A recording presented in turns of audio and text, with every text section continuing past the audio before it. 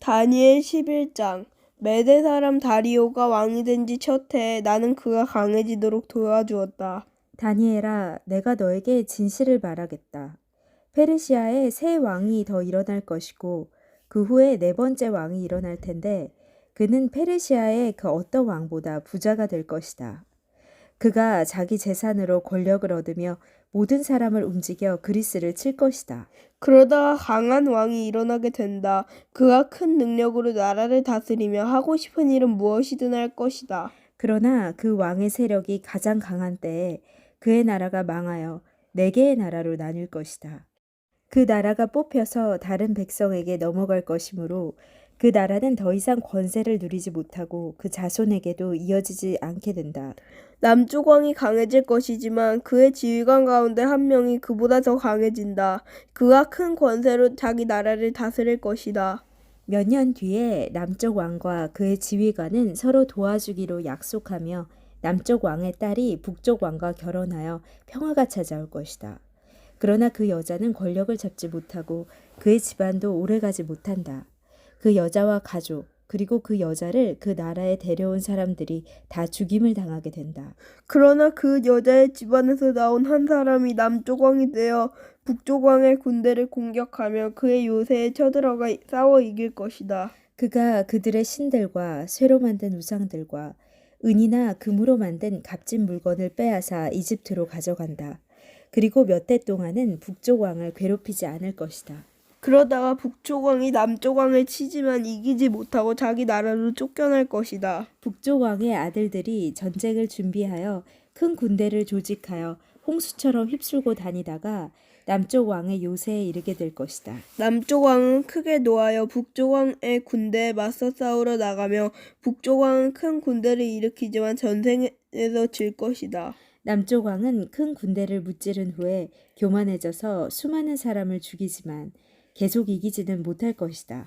북쪽 왕은 처음보다 더 많은 군대를 일으켜서 몇 해 뒤에 큰 군대와 많은 무기로 공격하게 된다. 그때 많은 사람이 일어나 남쪽 왕을 치며 너희 백성 가운데서 싸우기 좋아하는 사람들이 남쪽 왕과 맞서 싸울 것이다. 그들은 하나님의 뜻이 이루어질 때가 되었다고 생각하지만 실패하게 된다. 그때 북쪽 왕이 와서 성벽 꼭대기까지 흙무더기를 쌓아 올려 요새처럼 튼튼한 그 성을 빼앗을 것이다.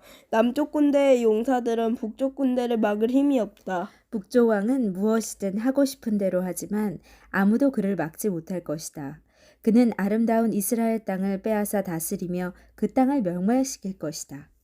북쪽 왕은 온 힘을 다해 남쪽 왕과 싸우려 하다가 남쪽 왕과 조약을 맺게 된다. 북쪽 왕은 자기 딸들 가운데 한 딸을 남쪽 왕의 아내로 주어 그를 멸망시키려 하지만 그의 계획은 실패하게 될 것이다. 그 뒤에 북쪽 왕은 다른 곳으로 관심을 돌려 지중해 해안의 여러 성을 빼앗는다. 그러나 한 지휘관이 일어나 북쪽 왕의 교만을 꺾어놓게 된다. 그런 일이 있은 후에 북쪽 왕은 요새가 있는 자기 나라로 돌아가지만 결국 권력을 잃고 망하게 된다. 북쪽의 다음 왕은 세리들을 보내어 많은 돈을 모은다. 하지만 몇 년 지나지 않아 그는 죽임을 당할 것이다. 그러나 그는 전쟁으로 죽는 것도 아니며 은밀하게 죽임을 당한다. 그 왕 뒤를 이어 매우 잔인하고 못된 왕이 될 것이다. 그는 왕이 될 자격도 없는 사람이지만 백성을 속여 나라를 몰래 빼앗을 것이다. 그의 앞에서는 크고 강한 군대도 힘없이 밀려난다. 그는 조약을 맺은 왕까지도 공격하여 물리친다. 여러 나라들이 그와 조약을 맺으나 그는 그 나라들을 속이며 적은 백성을 거느리고도 큰 권세를 누릴 것이다. 그는 부유한 지방을 아무런 예고도 없이 쳐들어가서 그의 조상이 거두지 못했던 큰 성공을 거둘 것이다.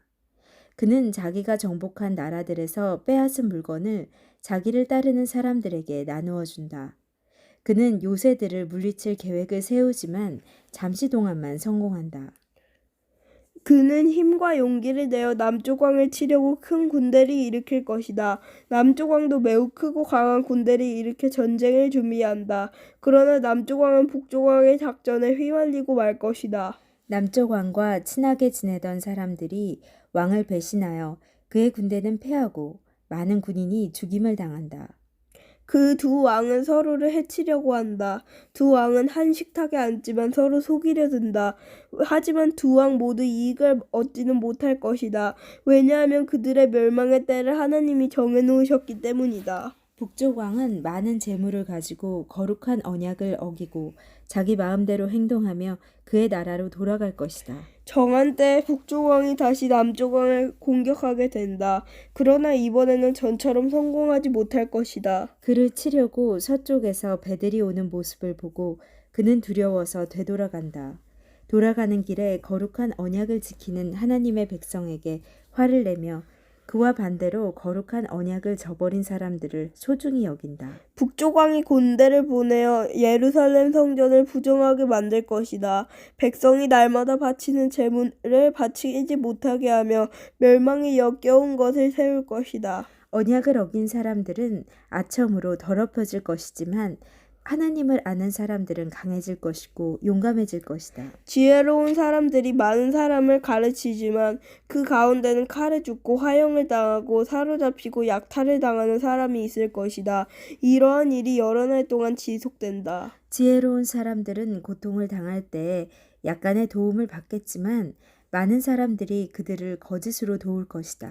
지혜로운 사람 중에 얼마는 죽임을 당하게 된다. 어려운 때는 오지만 이 일 때문에 그들은 강해지고 순결해지며 마지막 때에 흠이 없게 된다. 하나님이 정하신 마지막 때는 여전히 온다. 북쪽 왕은 무엇이든 하고 싶은 대로 하며 스스로를 높이고 자기가 신보다 크다고 생각하여 아무도 들어보지 못한 말로 신들의 하나님께 맞선다.